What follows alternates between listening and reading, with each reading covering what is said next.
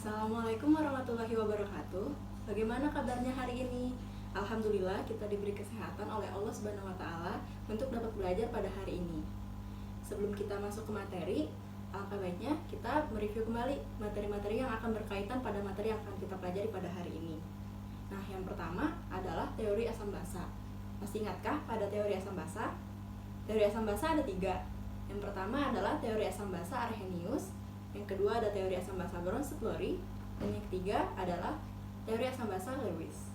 Nah, pada hari ini kita akan mereview kembali dua teori asam basa, yaitu Arrhenius dan Bronsted-Lowry. Menurut teori asam basa Arrhenius, asam adalah suatu zat yang jika dilarutkan dalam air akan menghasilkan ion H+. Asam umumnya merupakan senyawa kovalen yang jika larut dalam air akan bersifat asam. Contohnya, senyawa HCl jika dilarutkan dalam air akan terionisasi menjadi ion H+ dan ion Cl-. Sedangkan basa menurut Arrhenius adalah suatu zat yang jika dilarutkan dalam air akan menghasilkan ion OH-. Contohnya adalah NaOH yang terionisasi menjadi Na+ dan OH- jika dilarutkan dalam air. Teori asam basa menurut Arrhenius terbatas hanya untuk senyawa yang berpelarut air. Johannes Bronsted dan Thomas Lowry mengemukakan konsep asam basa yang lebih general lagi. Asam menurut Bronsted-Lowry adalah spesies yang berperan sebagai donor proton atau pemberi ion H+.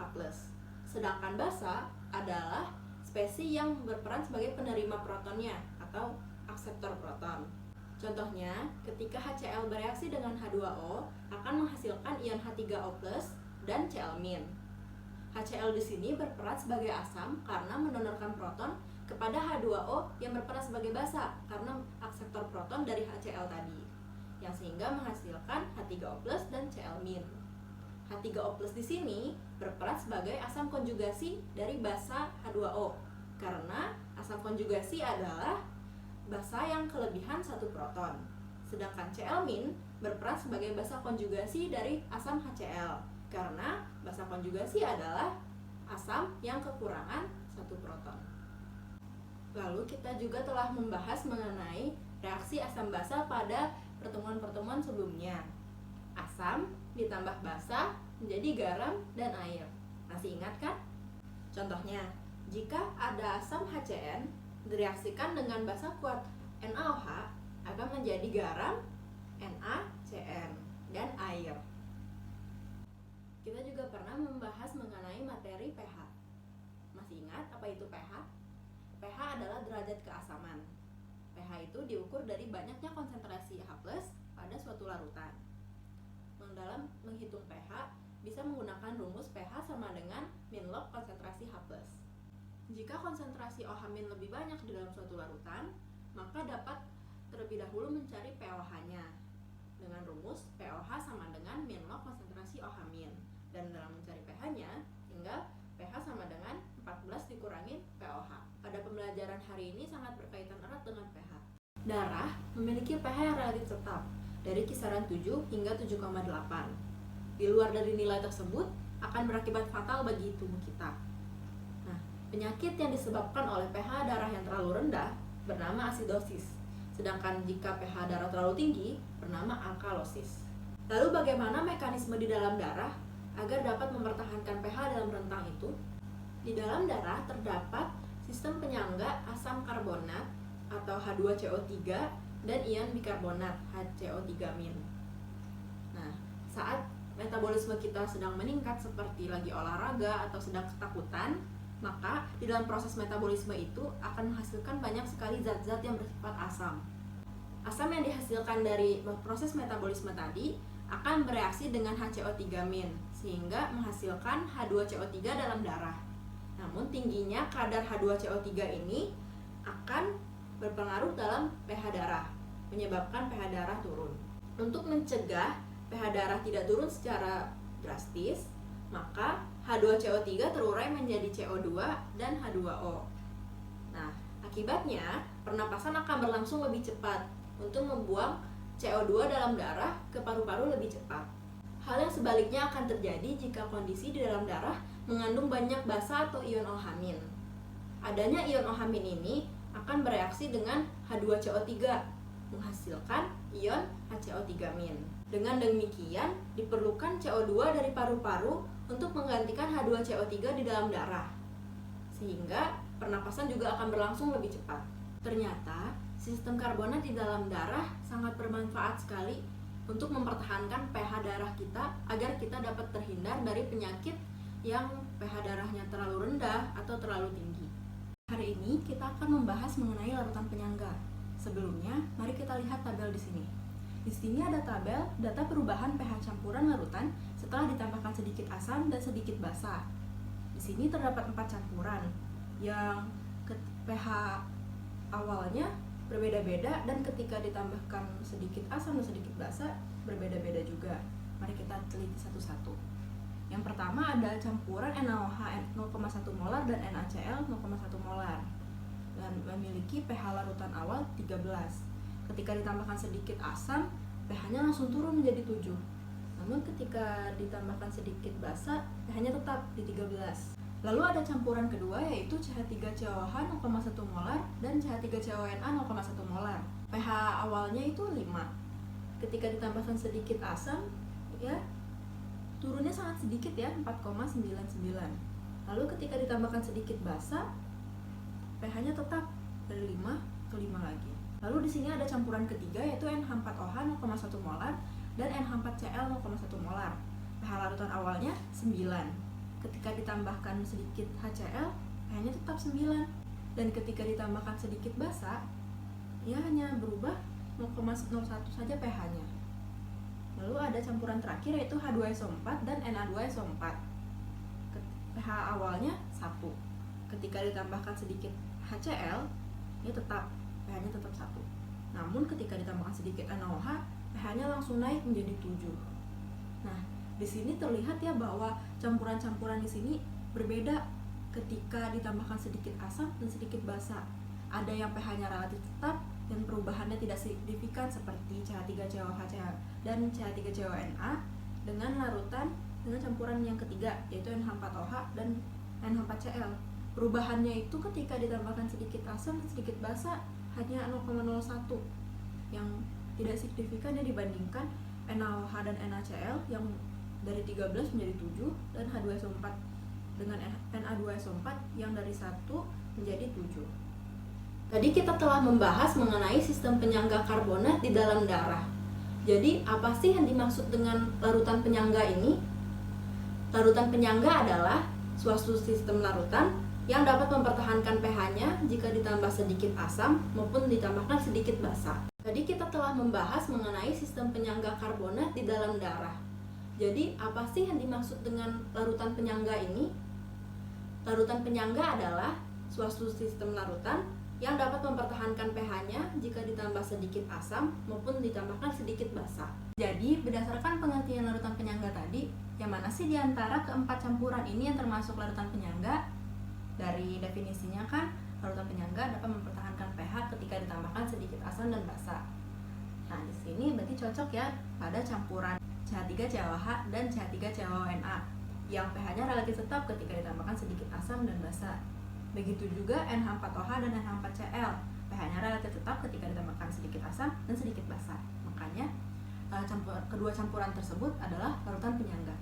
Sekarang mari kita lihat mendetail campuran pertama, yaitu CH3COH 0,1 molar dan CH3CONA 0,1 molar untuk mempelajari bagaimana sih apa yang terjadi dalam larutan penyangga ini. Nah, campuran ini kan terdiri dari asam lemah CH3COH dan garam CH3CONA. Di dalam reaksinya tersebut, asam lemah CH3CONA ini mengalami kesetimbangan asam lemah, yaitu menjadi CH3CO- dan H+. Lalu garam terdisosiasi sempurna dalam larutannya menjadi CH3CO- dan Na+. Ketika digabungkan menjadi suatu campuran, spesies yang di dalam wadah tersebut ada asam lemah CH3COH yang berasal dari reaksi kesetimbangan asam lemah karena terdisosiasi sebagian, jadi masih ada ya CH3COH-nya. Lalu ada CH3CO- yang berasal dari reaksi disosiasi sebagian asam lemah tersebut, dan dari disosiasi sempurna garam CH3CONA, dan juga ada ion H+ yang dari hasil reaksi disosiasi sebagian CH3COH, dan ada ion Na+ dari reaksi disosiasi sempurna CH3CONA. Dan tidak ada CH3CONA di dalam campuran ini karena CH3CONA terdisosiasi sempurna. Kalau kita lihat lagi, di dalam campuran larutan penyangga ini terdapat spesies-spesies yang berperan sebagai pasangan asam basa konjugasi. Nah, di sini CH3COH sebagai asam lemah dan CH3COMin sebagai basa konjugasi dari CH3COH karena satu protonnya telah hilang. Lalu kita lihat ke larutan penyangga yang kedua, yaitu NH4OH 0,1 molar dan NH4Cl 0,1 molar. Jadi, NH4OH ini kan adalah suatu basa lemah yang berkeseimbangan menjadi NH4+ dan OH-. Lalu ada garam NH4Cl yang terdisosiasi sempurna dalam larutannya menjadi ion NH4+ dan ion Cl-. Jadi, spesies-spesies yang di dalam campuran larutan penyangga ini ada NH4OH dari reaksi disosiasi sebagian basa lemah NH4OH, ada ion NH4+ yang berasal dari reaksi disosiasi sebagian basa lemah NH4OH, dan dari reaksi disosiasi sempurna garam NH4Cl. Dan ada OH- dari reaksi disosiasi sebagian NH4OH, dan ada Cl- dari NH4Cl. Nah, tidak ada NH4Cl di sini karena NH4Cl terdisosiasi sempurna. Di dalam larutan penyangga ini juga terdapat pasangan asam basa konjugasi ya. Ada basa lemah NH4OH dan ada asam konjugasinya yaitu NH4+. Seperti yang kita tahu, asam konjugasi adalah suatu basa yang kelebihan satu proton. Nah, jadi dilihat dari kedua larutan penyangga ini ternyata ada kesamaan ya. Ternyata keduanya memiliki pasangan asam basa konjugasi. Namun di CH3COH dan CH3CONA ini pasangan asam basa konjugasinya adalah asam lemah dengan basa konjugasinya. Sedangkan larutan penyangga kedua NH4OH dan NH4Cl, pasangan asam basa konjugasinya adalah basa lemah NH4OH dengan asam konjugasinya yaitu NH4+. Jadi di sini ternyata larutan CH3COH dan CH3CONA ini adalah larutan penyangga asam. Sedangkan larutan penyangga 2 ini adalah larutan penyangga basa. Larutan-larutan penyangga pada tabel ini dapat mempertahankan pH-nya ketika ditambahkan sedikit asam maupun ditambahkan sedikit basa. Kira-kira mengapa hal itu bisa terjadi? Apa sih mekanisme di dalam larutan penyangga ini sehingga dapat mempertahankan pH-nya? Nah, mari sekarang kita lihat cara kerja larutan penyangga asam yang kita contohkan di sini adalah CH3COH dan CH3CONA dalam mempertahankan pH-nya ketika ditambahkan sedikit asam. HCl kan dalam bentuk larutannya akan terdisosiasi menjadi ion H+ dan ion Cl-.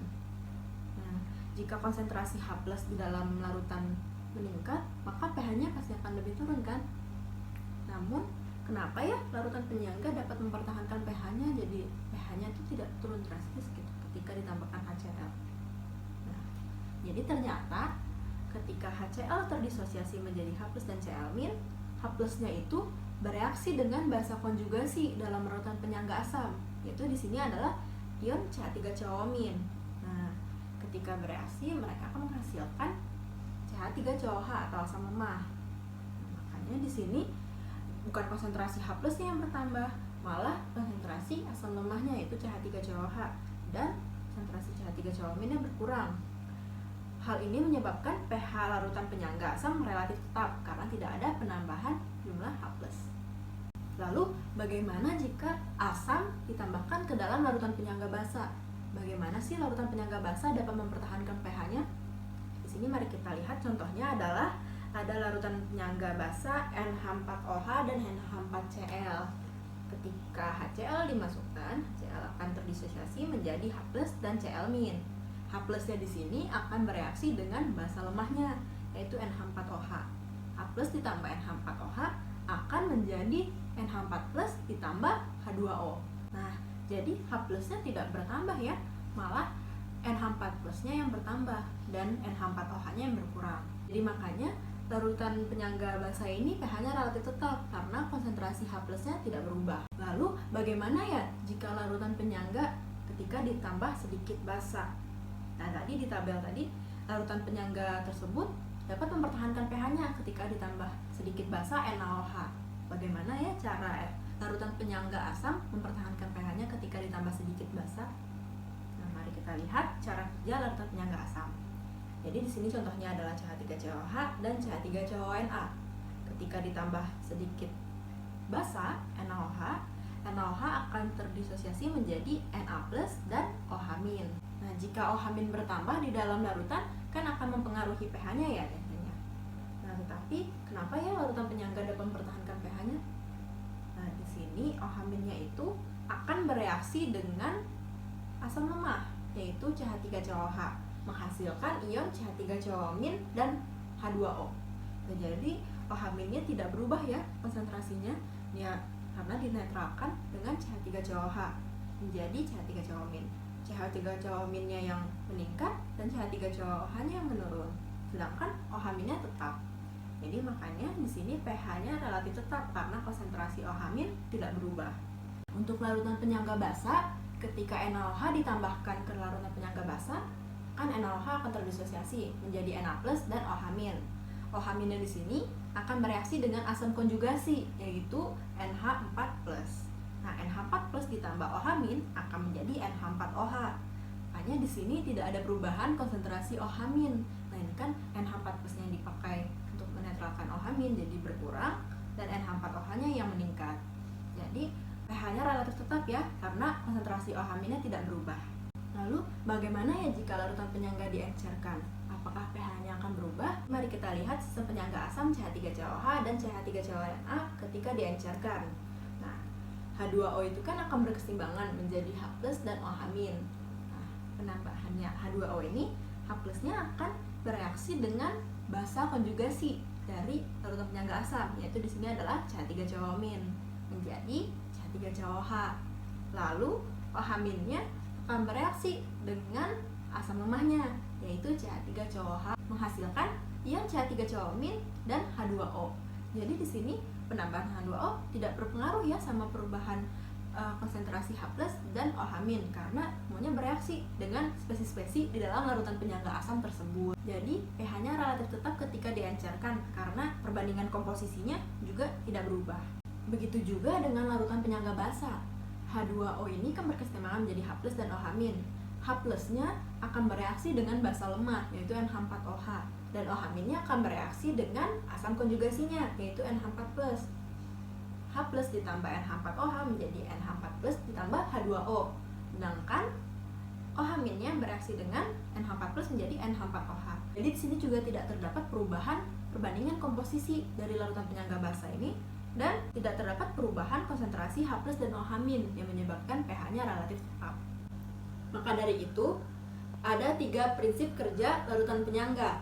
Yang pertama adalah ketika ditambahkan sedikit asam, maka ion H+-nya akan bereaksi dengan basa atau basa konjugasi dalam larutan penyangga tersebut, yang menyebabkan tidak terjadinya perubahan jumlah atau konsentrasi H+, sehingga pH-nya relatif tetap. Dan yang kedua adalah ketika ditambahkan sedikit basa, ion OH-nya akan bereaksi dengan asam atau asam konjugasi pada larutan penyangga, yang menyebabkan tidak terjadinya perubahan konsentrasi dan jumlah OH-, sehingga pH-nya relatif tetap. Yang ketiga adalah ketika diencerkan, maka perbandingan komposisi larutan penyangga akan tetap, sehingga tidak terjadi perubahan pH atau pH relatif tetap. Jadi dalam membuat suatu larutan penyangga terdapat 2 cara. Nah, cara pertama adalah secara langsung. Mari kita bahas. Untuk membuat suatu sistem penyangga asam, kita memerlukan asam lemah dan garamnya yang mengandung basa konjugasi dari asam lemah tersebut. Contohnya nih ya, ada asam lemah CH3COOH dan garam CH3CONA. Nah, kenapa dipilih garam CH3CONA? Karena mengandung basa konjugasi dari CH3COOH tadi, yaitu CH3COO-. Jadi kan larutan penyangga asam terdiri dari asam lemah dan basa konjugasinya. Jadi basa konjugasinya itu didapatkan dari garamnya ini, itu CH3CONA. Lalu dalam membuat sistem penyangga basa seperti sistem penyangga asam tadi, kita dapat mencampurkan basa lemah dan garamnya yang mengandung asam konjugasi dari basa lemah tersebut. Contohnya yang tadi NH4OH dan NH4Cl. NH4OH berperan sebagai basa lemahnya dan NH4Cl berperan sebagai garam yang mengandung asam konjugasi dari basa lemah tersebut, yaitu NH4+. Jadi terbentuk ya larutan penyangga basa karena larutan penyangga basa terdiri dari basa lemah dan asam konjugasi, yaitu NH4OH dan NH4+ di sini. Jadi NH4+-nya berasal dari garam NH4Cl. Sekarang kita akan membahas pembuatan larutan penyangga secara tidak langsung. Sistem penyangga asam dibuat secara tidak langsung dengan mereaksikan asam lemah berlebih dan basa kuatnya. Contohnya ada 100 ml larutan CH3COH 0,1 molar direaksikan dengan 50 ml larutan NaOH 0,1 molar. Nah, di sini didapat ya mol CH3COH adalah 10 mmol dan mol NaOH 5 mmol. Nah, ketika bereaksi akan menjadi garam ya CH3CONa dan H2O. Nah, jadi di sini NaOH menjadi reaksi pembatas ya karena molnya lebih kecil daripada CH3COH, sehingga bersisalah asam lemah CH3COH 5 mmol dan CH3CONa 5 mmol. Jadi di sini asam lemah berlebih dan basa kuat itu akan membentuk garam. Nah, jadi ada sisa asam lemah dan ada dihasilkan garamnya. Nanti garamnya itu akan terdisosiasi menjadi basa konjugasi dari asam lemah tadi, yaitu CH3CONa menjadi CH3CO- dan Na+. CH3CO- kan basa konjugasi dari CH3COH. Nah, jadi dibentuklah larutan penyangga asam yang di sini adalah 5 mmol CH3COH dan 5 mmol CH3CO-. Jadi terbentuk larutan penyangga asam dari asam lemah dan basa konjugasinya. Sekarang kita akan membahas mengenai cara pembuatan sistem penyangga basa secara tidak langsung. Jadi seperti yang sistem penyangga asam tadi, sistem penyangga basa dibuat dengan cara mereaksikan basa lemah berlebih dengan asam kuat. Nah, jadi di sini contohnya ada 100 ml larutan NH4OH 0,1 molar direaksikan dengan 50 ml larutan HCl 0,1 molar.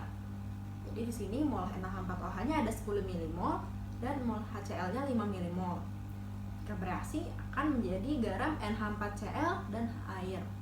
Di sini reaksi pembatasnya adalah HCl ya karena jumlah molnya lebih kecil dibandingkan NH4OH, sehingga menyisakan basa lemah NH4OH 5 mmol dan menghasilkan garam NH4Cl 5 mmol. Nah, NH4Cl ini kan nanti akan terdisosiasi menjadi NH4+ dan Cl-, sehingga menghasilkan asam konjugasi NH4+ 5 mmol. Jadi terbentuklah larutan penyangga basa dari 5 mmol NH4OH sebagai basa lemahnya dan 5 mmol NH4+ sebagai asam konjugasinya. Jadi, pembuatan larutan penyangga terbagi atas dua cara. Cara pertama adalah dengan mencampurkan asam atau basa lemah dengan garamnya. Dan cara kedua adalah cara tidak langsung, dengan cara mereaksikan asam atau basa lemah berlebih dengan asam atau basa kuat. Jadi sekarang kita akan membahas mengenai bagaimana sih cara dalam menghitung pH suatu larutan penyangga asam. Seperti yang kita tahu, kalau larutan penyangga asam itu terdiri dari asam lemah dan garam yang mengandung basa konjugasinya. Nah, jadi kita kan mengetahui itu kalau asam lemah memiliki reaksi keseimbangan asam lemah. Di sini contohkan adalah Ha. Ha terdisosiasi sebagian menjadi ion H+ dan ion amin. Lalu ada reaksi ionisasi garam. Jadi di sini ada garam NaA yang akan terionisasi menjadi Na+ dan amin.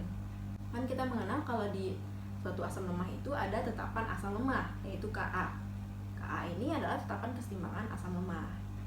Jadi di sini kita dapat menentukan ya kalau tetapan asam lemahnya itu adalah konsentrasi H+ dikali konsentrasi aminnya per konsentrasi Ha atau asam lemahnya. Lalu kan kita mau mencari pH nih, apa sih hubungannya dengan semua ini? Nah, kan pH itu rumusnya adalah min log dikali konsentrasi H+. Berarti kita perlu ya menemukan konsentrasi H+-nya itu. Nilai Ka ini kan terdapat tuh, ada konsentrasi H+. Jadi bisa kita pindah ruas menjadi konsentrasi H+ sama dengan nilai Ka dikali konsentrasi Ha per konsentrasi amin. Konsentrasi Ha ini maksudnya adalah konsentrasi asam lemahnya. Karena asam lemah hanya sedikit ya terdisosiasi sebagian, maka konsentrasi asam lemah ini dianggap tetap. Lalu amin ini kan dia berasal dari dua tuh, ada dari asam lemah dan dari garamnya. Karena asam lemah ini terdisosiasi sebagian dan hanya sedikit ya menjadi ion-ionnya, maka akan diabaikan. Jadi konsentrasi amin di sini akan dianggap sama dari aminnya yang pada ionisasi garam. Ini bisa kita jabarkan, konsentrasi H+ itu sama dengan nilai Ka dikali konsentrasi asam lemah per konsentrasi basa konjugasi. Karena konsentrasi sama dengan mol per volume, maka di sini bisa kita jabarkan ya, konsentrasi asam lemah ini sama dengan mol asam lemah per volume per mol basa konjugasi per volume. Karena larutan penyangga ini merupakan suatu campuran, volumenya pasti sama, maka bisa kita sederhanakan. Jadi rumusnya itu H+ sama dengan nilai Ka dikali mol asam lemah per mol basa konjugasinya. Mol basa konjugasi ini didapatkan dari hasil ionisasi garam. Dan nilai pH-nya bisa kita lihat dari rumus yang seperti biasa, yaitu min log dikali konsentrasi H+. Lalu kita akan membahas mengenai bagaimana cara menghitung pH larutan penyangga basa. Larutan penyangga basa kan kita tahu kalau terdiri dari basa lemah dan garam yang mengandung asam konjugasinya. Basa lemah itu kan memiliki reaksi kesetimbangan, yaitu BOH menjadi B+ dan OH-. Lalu ada reaksi ionisasi garam, di sini contohnya adalah BX terionisasi menjadi B+ dan X-. Basa lemah seperti asam lemah tadi memiliki tetapan kesetimbangan basa lemah, yaitu di sini Kb sama dengan konsentrasi B+ dikali konsentrasi OH- per konsentrasi BOH. Jadi untuk mencari pH kan bisa dari konsentrasi H+ dan konsentrasi OH-. Kalau OH- kan dari POH dulu. Nah, di sini kan ada tuh konsentrasi OH- dari Kb-nya ini. Maka bisa kita cari konsentrasi OH- sama dengan nilai Kb dikali konsentrasi BOH per konsentrasi B+. BOH ini kan basa lemahnya ya. Karena basa lemah itu sedikit terionisasinya, karena dia terdisosiasi sebagian, maka konsentrasi basa lemah itu dianggap tetap. Lalu B+ ini kan berasal dari yang basa lemah dan dari garam tadi. Karena dari basa lemah hanya terdisosiasi sebagian, maka diabaikan. Jadi konsentrasi B+ ini dianggap sama dengan yang hasil ionisasi garamnya. Konsentrasi OH- sama dengan nilai Kb dikali konsentrasi basa lemah per konsentrasi asam konjugasinya. Asam konjugasi tadi B+ ya. Nah, asam konjugasi ini didapat dari yang tadi kan, konsentrasi asam konjugasi di ionisasi garam. Lalu karena konsentrasi sama dengan mol per volume, maka bisa dijabarkan seperti tadi, konsentrasi OH- sama dengan nilai Kb dikali mol basa lemah per volume per mol asam konjugasi per volume. Karena larutan penyangga merupakan suatu campuran, maka volumenya akan sama. Jadi konsentrasi OH- sama dengan nilai Kb dikali mol basa lemah per mol asam konjugasi. Nah, sudah diketahui tuh konsentrasi OH- bagaimana cara mencarinya. Maka tinggal kita cari nilai pOH-nya, yaitu dengan cara sama dengan min log dikali konsentrasi OH-. Jadi untuk mencari pH tinggal memakai rumus 14 dikurangi pOH. Jadi dalam menghitung pH larutan penyangga asam, konsentrasi H+-nya didapat dari rumus H+ sama dengan nilai Ka dikali mol asam lemah per mol basa konjugasinya. Sehingga dalam cari pH-nya seperti biasa, pH sama dengan min log konsentrasi H+. Lalu dalam mencari pH larutan penyangga basa, konsentrasi OH-nya didapat dari rumus OH- sama dengan nilai Kb dikali mol basa lemah per mol asam konjugasinya. Sehingga nilai pOH-nya didapat dari sama dengan min log OH- dan pH-nya didapat dari 14 dikurangi pOH.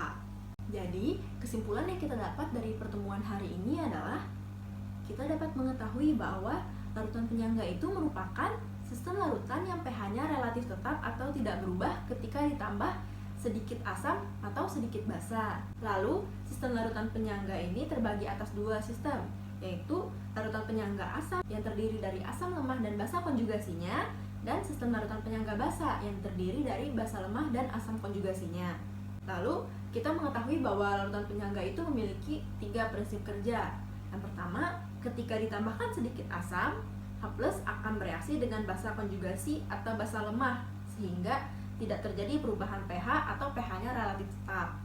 Lalu ketika ditambah sedikit basa, OH- akan bereaksi dengan asam lemah atau asam konjugasi, sehingga tidak terjadi perubahan pH atau pH relatif tetap. Dan ketika diencerkan, perbandingan komposisi larutan penyangga ini tetap, sehingga tidak terjadi perubahan pH atau pH-nya relatif tetap.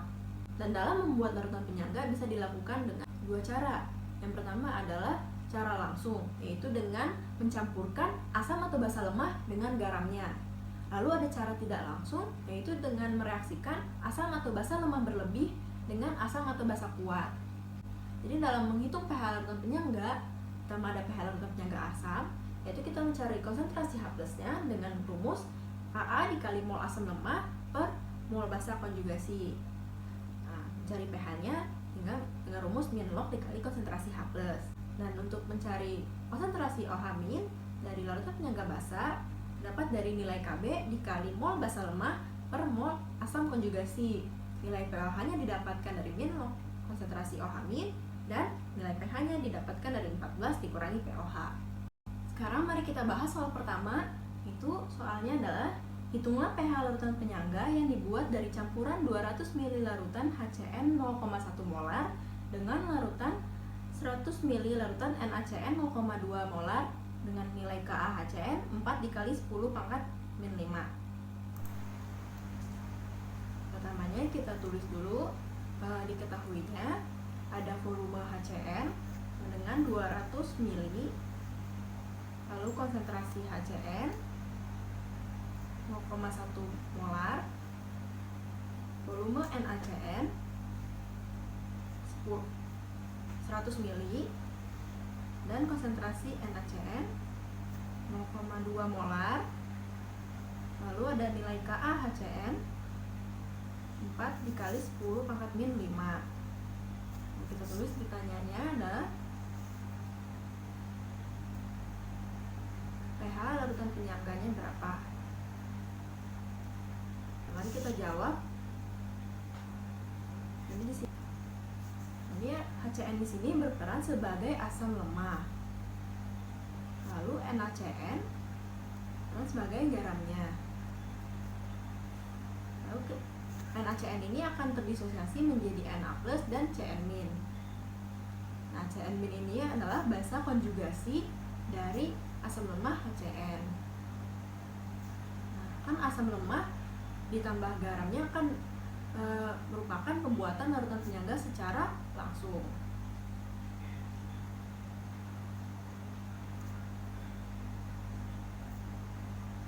Maka kalau secara langsung bisa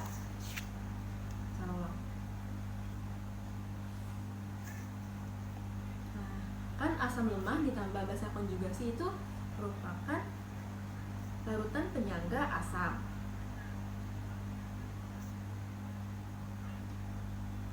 Maka dalam mencari konsentrasi, dalam mencari pH-nya dapat kita tuliskan dengan rumus H+ sama dengan nilai Ka dikali mol asam lemah per mol basa konjugasi.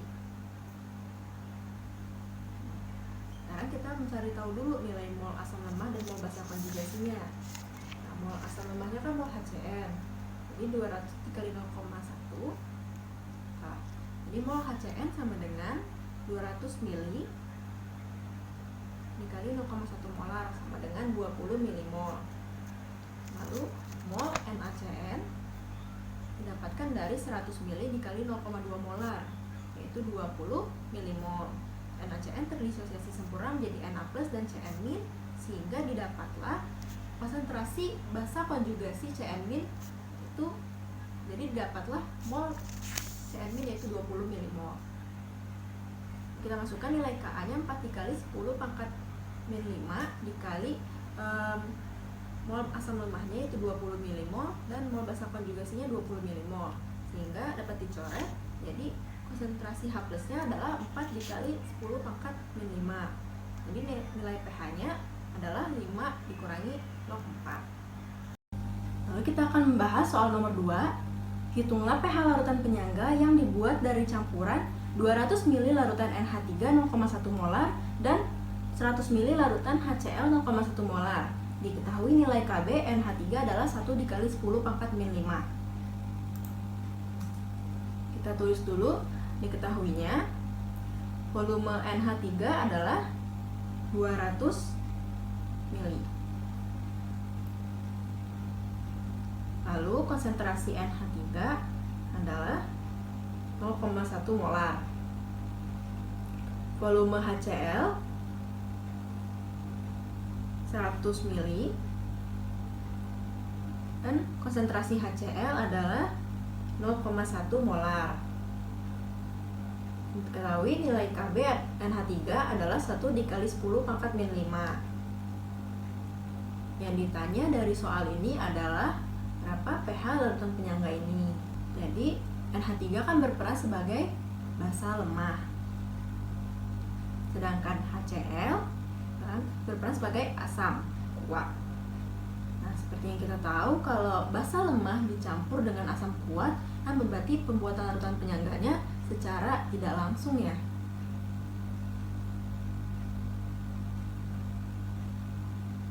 Nah, makanya karena secara tidak langsung, nanti kita reaksikan dulu NH3 dengan HCl. Nah, menjadi garam NH4Cl ditambah H2O. Lalu mula-mula reaksi bisa mol NH3-nya didapat dari perkalian 200 mili dikali 0,1 molar.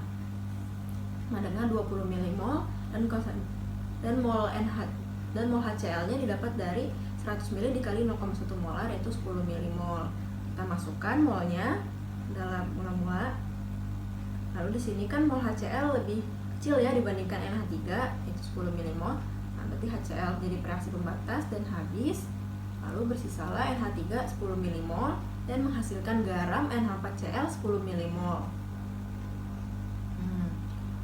Karena didapat ya garam NH4Cl, nah NH4Cl ini terdisosiasi sempurna menjadi ion NH4+ dan Cl-.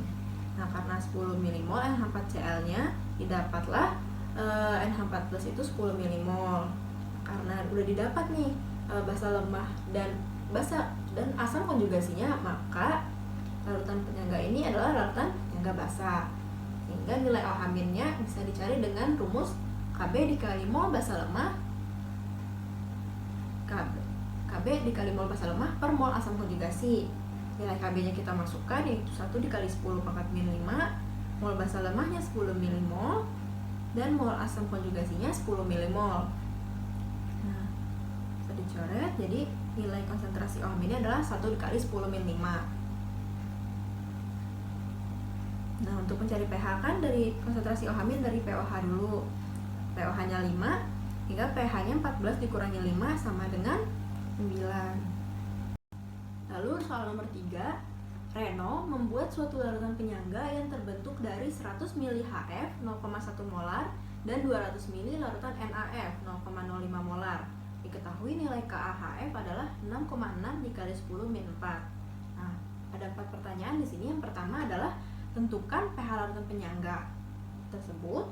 Lalu yang kedua, tentukan pH larutan penyangga setelah ditambah 50 ml HCl 0,02 molar. Yang ketiga, tentukan perubahan pH larutan penyangga sebelum dan sesudah penambahan HCl.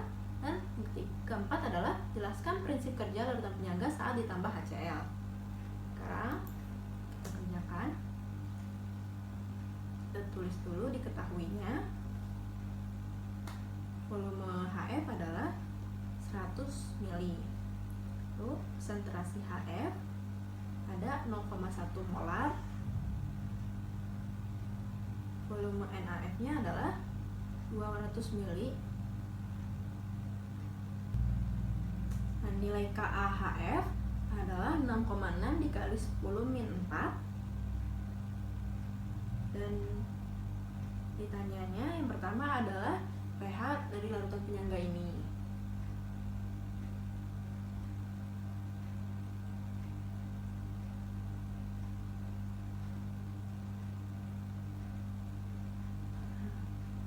Kan di sini HF berperan sebagai asam lemah. Lalu NaF berperan sebagai garam. NaF terdisosiasi sempurna menjadi Na+ dan F-. F- ini merupakan basa konjugasi dari asam lemah HF. Dan karena ada asam lemah dan garam, berarti pembuatan larutan penyangganya secara langsung.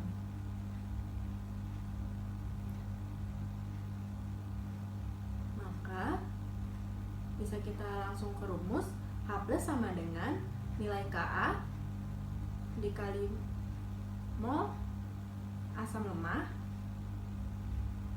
per mol basa konjugasi. Nilai Ka ketahui 6,6 dikali 10 pangkat min 4. Nah, ini mol asam lemahnya kita cari dulu. Mol HF sama dengan 100 ml dikali 0,1 molar, berarti hasilkan 10 milimol. Dan mol NaF, sini konsentrasi NaF itu adalah 0,05 molar, berarti mol NaF-nya adalah 200 ml dikali 0,05 molar adalah 10 milimol. Nah, NaF kan terdisosiasi menjadi Na plus dan F min. Berarti kita dapat mol basa konjugasinya itu adalah 10 milimol. Lalu kita masukkan ke rumus mol HF yaitu sebagai mol asam lemah dan mol F min sebagai mol basa konjugasi. Ini kita coret, jadi hasil konsentrasi H plusnya adalah 6,6 dikali 10 pangkat min 4. Jadi pH-nya adalah 4 dikurangi log 6,6. Lalu untuk pH larutan penyangga setelah penambahan asam HCl, kita cari dulu mol HCl-nya. Itu tadi adalah 50 milimol dikali 0,02 molar, dapat 1 milimol. Nah, kan HCl itu terionisasi menjadi H plus dan Cl min. Nah, berarti ion H plusnya ada 1 milimol. Nah, H plus ini kan dia akan dinetralkan oleh basa konjugasi F min dan akan menjadi HF, sehingga konsentrasi H plus tetap, F min menurun dan HF meningkat. Jadi mol HF-nya itu kita tambahkan dari yang awal 10 milimol ditambah mol yang dihasilkan dari hasil penetralan H plus. Jadi tambah 1 milimol jadi 11 milimol. Dan mol F min kan berkurang tuh karena dipakai untuk menetralkan 1 milimol H plus. Jadi 10 milimol dikurangi 1 milimol sama dengan 9 milimol. Jadi kan ada perubahan tuh mol HF dan mol F min dari yang awal tadi setelah penambahan H plus. Ya, apakah pH-nya akan berubah drastis? Kita cari tahu. H plus sama dengan Ka dikali mol asam lemah per mol basa konjugasi. Kita masukkan nilai Ka-nya 6,6 dikali 10 pangkat min 4 dikali mol basa lemahnya adalah 11 milimol per mol basa konjugasinya 9 milimol. Jadi di sini didapat bahwa konsentrasi H plus adalah 8,06 dikali 10 min 4. pH-nya 4 min log 8,06. Nah, berarti kalau yang tadi pH-nya itu adalah 3,19 dan pH yang setelah penambahan HCl adalah 3,10. Sehingga perubahan pH-nya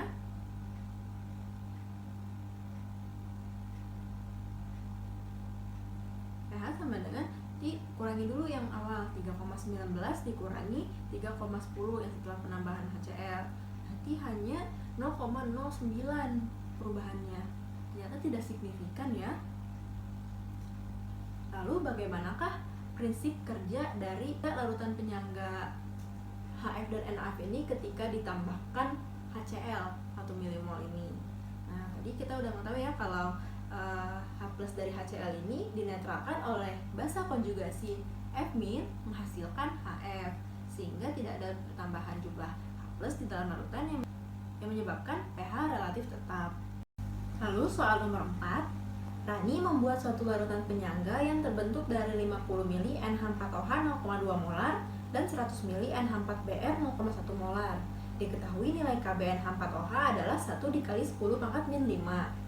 Ditanya di sini Tentukan pH larutan penyangga tersebut. Tentukan pH larutan penyangga setelah ditambahkan 50 ml NaOH 0,01 molar. Dan yang C, tentukan perubahan pH larutan penyangga sebelum dan sesudah penambahan NaOH. Dan yang terakhir adalah jelaskan prinsip kerja larutan penyangga saat ditambah NaOH. Pertama kita tulis dulu diketahuinya. Ini volume NH4OH ada 50 ml. Konsentrasi NH4OH nya 0,2 molar. Volume NH4Br nya ada 100 ml. Konsentrasi NH4Br nya ada 0,1 molar. Nilai Kb NH4OH adalah 1 dikali 10 pangkat min 5. Dan yang soal pertama itu ditanyakan pH larutan penyangga.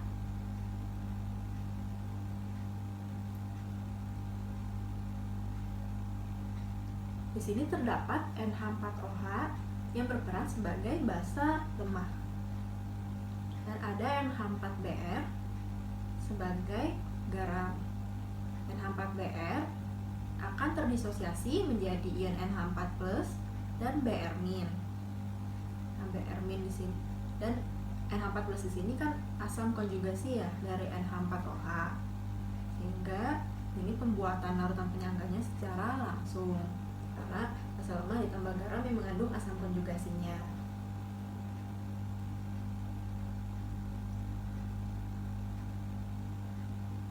Nah, jadi bisa langsung ke rumus OH- sama dengan nilai Kb dikali mol NH4OH atau basa lemah per mol asam konjugasinya yaitu NH4+. Nah, Kb-nya kan tadi 1 kali 10 pangkat min 5. Mol NH4OH-nya kita cari 50 ml dikali 0,2 molar sama dengan 10 mmol, dan mol NH4Br-nya 10 mmol juga 100 ml dikali 0,1 molar.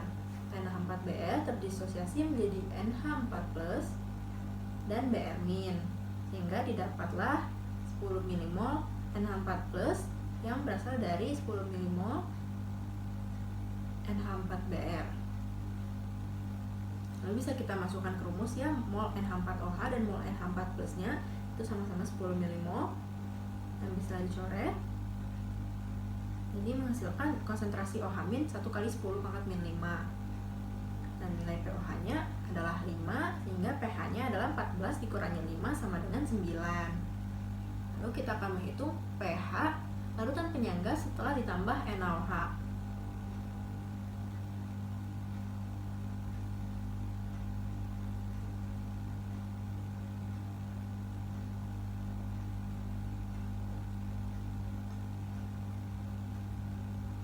Jadi mol NaOH-nya kita cari dulu.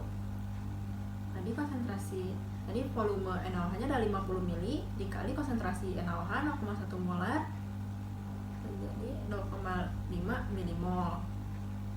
Nah, NaOH kan terdisosiasi menjadi Na+ dan OH-, sehingga dapat didapat mol OH-nya adalah 0,5 mmol. Nah, prinsip kerjanya kan OH- ini akan dinetralkan oleh asam konjugasi pada larutan penyangga basa. Di sini adalah NH4+, menghasilkan basa lemah NH4OH. Sehingga mol OH-nya tidak bertambah atau tidak berkurang, malahan NH4+-nya berkurang karena dipakai untuk menetralkan OH-, dan NH4OH-nya bertambah karena merupakan hasil reaksi. Hingga mol NH4+-nya 10 mmol dikurang 0,5 mmol karena dipakai untuk menetralkan. Lalu mol NH4OH-nya yang awal adalah 10 mmol ditambah 0,5 mmol ya, karena dia dihasilkan dari reaksi netralisasi, dari reaksi penetralan OH- tadi. Jadi 10,5 mmol. Jadi tinggal dimasukkan ke rumus mencari OH-.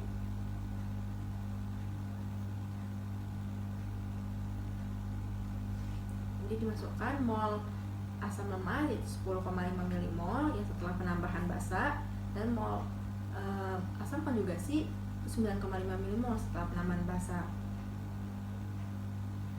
Jadi dihasilkan di sini konsentrasi OH-nya adalah 1,10 dikali 10 pangkat min 5. Jadi POH-nya adalah 5 min log 1,10. pH-nya adalah 9,04. Jadi di sini perubahan pH-nya dari 9,04 ke 9. Jadi perubahan pH-nya ada 0,04 saja. Jadi bagaimana prinsip kerja dari larutan penyangga basa NH4OH dan NH4Br ini? Ini kan ketika ditambahkan NaOH 0,5 mmol, OH-nya itu dinetralkan oleh asam konjugasi dari larutan penyangga basa ini, yaitu NH4+, menghasilkan basa lemah NH4OH. Jadi konsentrasi OH-nya tidak meningkat atau tidak menurun juga, tapi tetap ya, sehingga pH-nya pun relatif tetap. Sekian pembelajaran pada hari ini. Pada pertemuan selanjutnya kita akan membahas mengenai titrasi asam basa. Terima kasih. Wassalamualaikum warahmatullahi wabarakatuh.